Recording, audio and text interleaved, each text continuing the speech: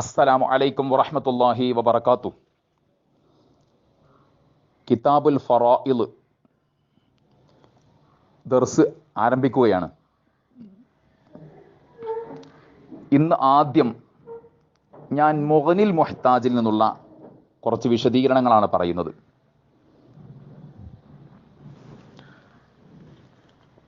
മുഗ്നിൽ മുഹ്താജ് 3-ാം വാള്യം 4-ാം പേജിൽ വഖ്തലഫൽ ഉലമാഉ ഫീ തഅ്വീലി ഖൗലിഹി അലൈഹി സ്വലാത്തു വസ്സലാം ഫഇന്നഹു നിസ്ഫുൽ ഇൽമി.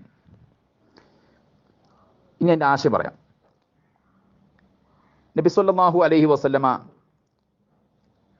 അനന്തരാവകാശ ശാസ്ത്രം പഠിക്കുന്നതിനെ കുറിച്ച്, ആ ഇൽമിനെ കുറിച്ച് നിസ്ഫുൽ ഇൽമി, ഇൽമിൻ്റെ പകുതിയാണ് എന്ന് പറഞ്ഞിട്ടുണ്ടല്ലോ.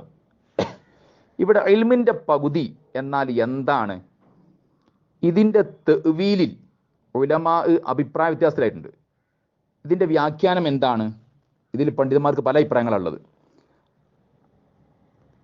അലാ അഖ്വാലിൻ, പല കൗലുകളുടെ മേൽ ഉലമാ പല കൗലുകളും ഇതിനെക്കുറിച്ച് വ്യാഖ്യാനിച്ച് പറഞ്ഞിട്ടുണ്ട്.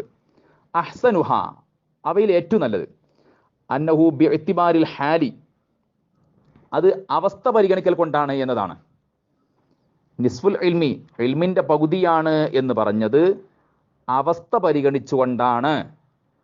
ഫഇന്ന ഹാലന്നാസി, കാരണം തീർച്ചയായും മനുഷ്യരുടെ അവസ്ഥ ഇസ്നാനി, 2 എണ്ണമാണ്. മനുഷ്യരുടെ അവസ്ഥ എത്രയാണ്? 2 എണ്ണമാണ്. ഏതാ 2 അവസ്ഥകൾ? ഒന്ന് ഹയാത്തുൻ, ജീവിതം. രണ്ടാമത്തെ ഏതാ? വഫാത്തുൻ, മരണവും. ഒന്ന് ഹയാത്ത്, ജീവിതം. 2 വഫാത്ത്. ഹയാത്ത്, വഫാത്ത്, ജീവിതം, മരണം, ഇങ്ങനെ 2 അവസ്ഥകളാണ് മനുഷ്യനുള്ളത്. എന്നിട്ട് ഇതിൽ സമർത്ഥിക്കുകയാണ് ഫൽ ഫറായിദു, ഫറായിദ് തതഅല്ലഖു, അത് ബന്ധിക്കുന്നു ബിഹാലിൽ വഫാത്തി, മരണ അവസ്ഥയോട്. വസായിറുൽ ഉലൂമി, മറ്റു ഇൽമുകൾ തതഅല്ലഖു, അവ ബന്ധിക്കുന്നു ബിഹാലിൽ ഹയാത്തി, ജീവിതത്തിൻ്റെ അവസ്ഥയോട്. വഖീല, പറയപ്പെട്ടു, അന്നിസ്ഫു, നിസ്ഫ് എന്നത് ബിമഅന സ്വിൻഫി, സ്വിൻഫ് എന്നതിൻ്റെ അർത്ഥത്തിലാണ്. സ്വിൻഫ് തരം, ഇനം.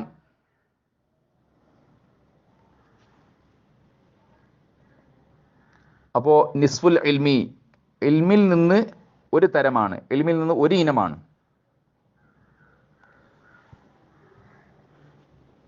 ഇൽമിൽ നിന്ന് ഒരു കാറ്റഗറിയാണ്. ഇങ്ങനെയൊക്കെ പുതിയ ശൈലിയിൽ പറയാം. ഖാല ഷാഇറു, ഷാഇർ പറഞ്ഞു, ഇദാ മുത്തു കാനന്നാസു നിസ്ഫാനി ശാമിത്തുൻ വആഖറു മുസ്നിൻ ബില്ലദീ കുൻതു അസ്നഉ. ഇവിടെ ഷാരിഹ്, ഒരു ഷാഇറിൻ്റെ ഷെയർ ഇവിടെ ഉദ്ധരിച്ചിട്ടുണ്ട്. ഇദാ മുത്തു കാന, ഞാൻ മരിച്ചു കഴിഞ്ഞാൽ, അന്നാസു, ജനങ്ങൾ, നിസ്വാനി, 2 കാറ്റഗറിയാണ്, 2 ഇനക്കാരാണ്, 2 തരക്കാരാണ്. 2 ഇനമാണ്, 2 തരമാണ്, അങ്ങനെയും പറയാം. ഷാമിത്തുൻ, ഒന്ന് ആക്ഷേപിക്കുന്നവരാണ്. വആഖറു, മറ്റത് മുസ്നിൻ ബില്ലദീ കുൻതു അസ്നഉ, ഞാൻ ചെയ്തിരുന്ന നല്ല കാര്യങ്ങളെ സ്തുതിച്ച് പറയുന്നവരാണ്. ഇങ്ങനെ 2 വിഭാഗമാണ് ജനങ്ങളിൽ സാധാരണ ഉള്ളത്. ഇവിടെ നിസ്വാനി എന്നുപയോഗിച്ചല്ലോ. അപ്പോൾ രണ്ടു തരക്കാരാണ്, രണ്ടു ഇനക്കാരാണ് എന്ന അർത്ഥത്തിലാണ് അവിടെ ഉപയോഗിച്ചത്. ഷാമിത്തുൻ എന്നതിന് അന്യൻ്റെ ദുഃഖത്തിൽ സന്തോഷിക്കുന്നവനാണ് എന്നർത്ഥമുണ്ട്. ശത്രുവിൻ്റെ പതനത്തിൽ ആനന്ദിക്കുന്നവനാണ് എന്നർത്ഥമുണ്ട്. അപ്പോൾ ഒരു ഇനം ജനങ്ങൾ, ജനങ്ങളിൽ ഒരു തരക്കാർ, ജനങ്ങളിൽ ഒരു ഇനക്കാർ ആരാണ്? ഷാമിത്തുൻ, അന്യൻ്റെ ദുഃഖത്തിൽ സന്തോഷിക്കുന്നവനാണ്. അപ്പോൾ ഞാൻ മരിച്ചാൽ ഞാൻ മരിച്ചതിൽ സന്തോഷിക്കുന്നവരാണ്, ശത്രുവിൻ്റെ പതനത്തിൽ ആനന്ദിക്കുന്നവരാണ്. ആശയം ഞാൻ മരിച്ചാൽ എൻ്റെ പതനത്തിൽ, ഇവിടെ എൻ്റെ മരണത്തിൽ ആനന്ദിക്കുന്നവരാണ്. അപ്പോൾ ചുരുക്കി പറഞ്ഞാൽ ഷാമിത്തുൻ എന്നുകൊണ്ട് എന്തുദ്ദേശിച്ചു? എൻ്റെ ആശയം എൻ്റെ മരണത്തിൽ സന്തോഷിക്കുന്നവരാണ്, എൻ്റെ മരണത്തിൽ ആനന്ദിക്കുന്നവരാണ്. മറ്റേ വിഭാഗം അങ്ങനെയല്ല. അവർ ഞാൻ മരിക്കുന്നതിന് മുമ്പ് ചെയ്ത കാര്യങ്ങൾ എടുത്തു പറഞ്ഞ് പ്രശംസിക്കുന്നവരാണ്, അഭിനന്ദിക്കുന്നവരാണ്, പുകഴ്ത്തുന്നവരാണ്, മദ്ഹ് പറയുന്നവരാണ്, സ്തുതിച്ച് പറയുന്നവരാണ്. ഇനി നമുക്ക് വിഷയത്തിലേക്ക് വരാം. ഇടയ്ക്ക് ഞാൻ മറ്റൊരു കിതാബ് ഇന്ന് വായിക്കുന്നുണ്ട്, അൽ ഫറാഇലു സൈനിയ എന്നൊരു കിതാബ്. അബു സുഹ്റ മീറാൻ ഇബ്നു മുഹമ്മദ് അൽ ബാഖവി, ബീരാൻകുട്ടി മുസ്ലിയാർ എന്നറിയപ്പെടുന്ന ഒരു പണ്ഡിതനാണ്. പനങ്ങാട്ടൂർ ബീരാൻകുട്ടി ഉസ്താദ്, ഇന്നും ജീവിച്ചിരിക്കുന്ന ഒരു പണ്ഡിതനാണ്. അദ്ദേഹം എഴുതിയ നല്ലൊരു കിതാബാണ് അൽ ഫറാഇദു സൈനിയ. അപ്പോൾ ഷെയ്ഖുന പനങ്ങാട്ടൂർ ബീരാൻകുട്ടി ഉസ്താദ്, അദ്ദേഹം ബാഖവിയാണ്, വലിയ പണ്ഡിതനാണ്. ധാരാളം കോളേജുകൾ ദർസ് നടത്തിയ ആളാണ്, പള്ളി ദർസുകളിലും ദീർഘകാലം ദർസ് നടത്തിയ ആളാണ്. വളരെ വിനയമുള്ള പണ്ഡിതനാണ്, നല്ല ഇഖ്ലാസുള്ള പണ്ഡിതനാണ്. അദ്ദേഹത്തെ നന്നായി മദ്ഹ് ചെയ്യണം, അത്രയും നല്ലൊരു പണ്ഡിതനാണ്. ഇന്നും ജീവിച്ചിരിക്കുന്ന ഒരു പണ്ഡിതനാണ്. പൊന്മളസ്ഥാൻ്റെ ഇളച്ചനാണ്. അദ്ദേഹം നല്ലൊരു ആലിമാണ്, ഫിഖ്ഹ് നല്ല കഴിവുള്ള ആളാണ്. അദ്ദേഹം ഫറായിദിൽ എഴുതിയ ഗ്രന്ഥമാണിത്. ഇതിൻ്റെ പുതിയ കോപ്പി ഇപ്പോഴും വാങ്ങാൻ കിട്ടും. എൻ്റെ അടുത്ത് കുറച്ച് പഴയ കോപ്പിയാണുള്ളത്. അതിൽ നിന്ന് ഞാൻ കുറച്ച് വായിക്കാം, നിങ്ങൾ നല്ല ഉപകാരപ്പെടും. ബാബുൻ ഫി അർക്കാനിൽ ഇർസി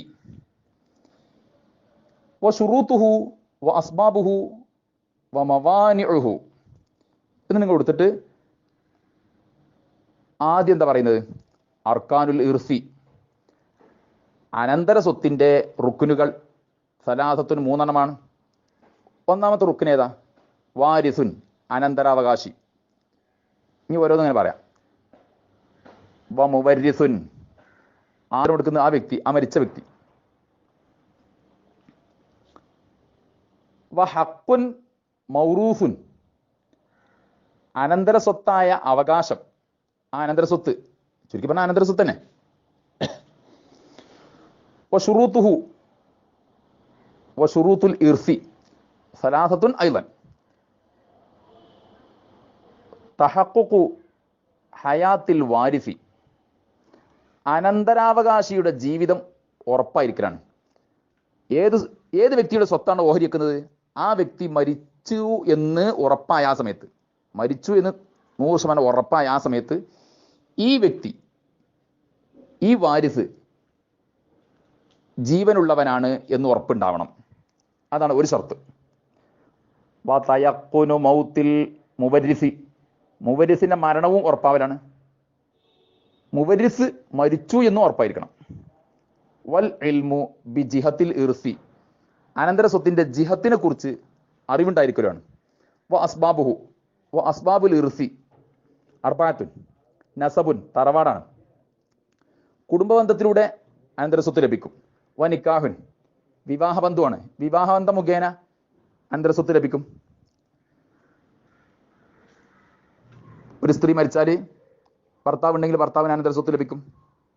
ഒരു പുരുഷൻ മരിച്ചാൽ ഭാര്യ ഉണ്ടെങ്കിൽ ഭാര്യയ്ക്ക് അനന്തര സ്വത്ത് ലഭിക്കും. അവിടെ നിക്കാഹ് എന്നുള്ളതാണല്ലോ വൈവാഹിക ബന്ധം. വിലാ ഉൻ പിന്തുടർച്ചയുമാണ്. വിലാ ഉൻ പിന്തുടർച്ച, തുടർച്ച, ഇങ്ങനെയൊക്കെയാണ് അർത്ഥം. വലാ ഉൻ എന്നല്ല.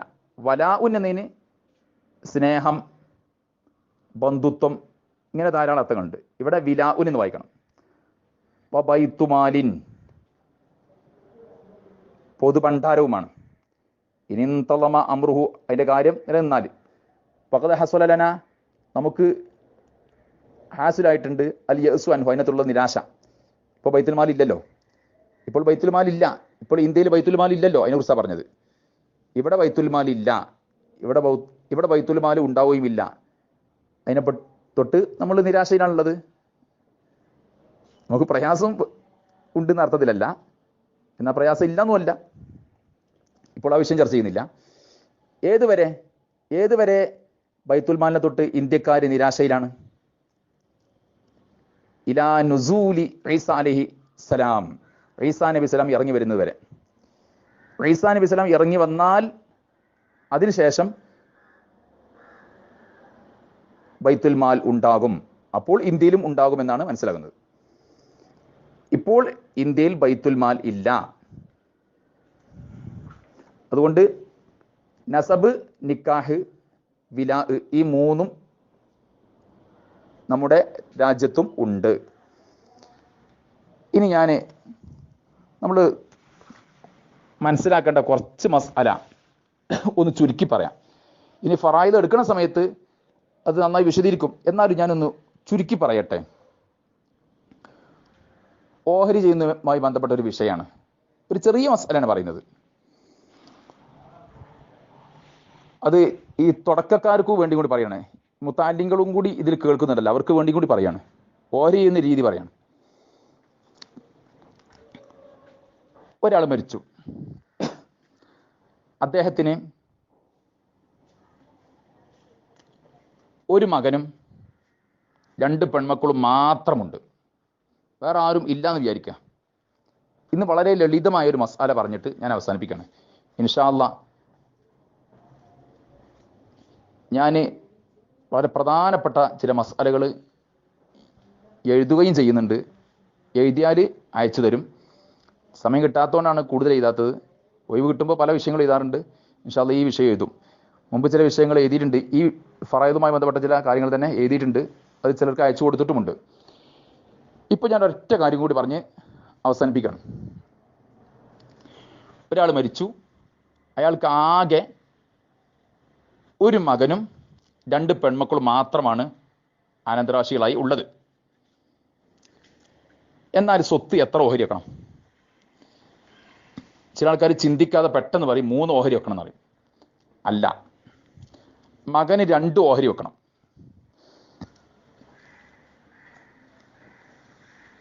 മകനുമുണ്ട് മകളുമുണ്ട്, അവിടെ എണ്ണ എത്ര ആവട്ടെ, അല്ലെങ്കിൽ ആൺമക്കളുണ്ട് പെൺമക്കളുണ്ട്, ഇങ്ങനത്തെ രൂപങ്ങളിലൊക്കെ ഓരോ മകനും 2 ഓഹരി വേണ്ടി വരും. ഈ മസ്അലയിൽ മകന് 2 ഓഹരി വേണം, ഓരോ മകൾക്കും ഓരോ ഓഹരി. അപ്പോൾ മകൻ, 2 പെൺമക്കൾ എന്നിവർ മാത്രം അനന്തരാവകാശികളായി വരുന്ന മസ്അലയിൽ 4 ഓഹരി വെക്കണം. അനന്തര സ്വത്ത് ആകെ 4 ഓഹരി വെക്കണം. എന്നിട്ട് ഖുർആനിൽ ലിദ്ദക്കരി മിസ്ലു ഹള്ളിൽ ഉൻസയൈനി, ആണിന് 2 പെണ്ണുങ്ങളുടെ ഓഹരികളോടു തുല്യമായതുണ്ട് എന്ന് അള്ളാഹു പറഞ്ഞതിൻ്റെ അടിസ്ഥാനത്തിൽ, ഈ ദലീലിൻ്റെ അടിസ്ഥാനത്തിൽ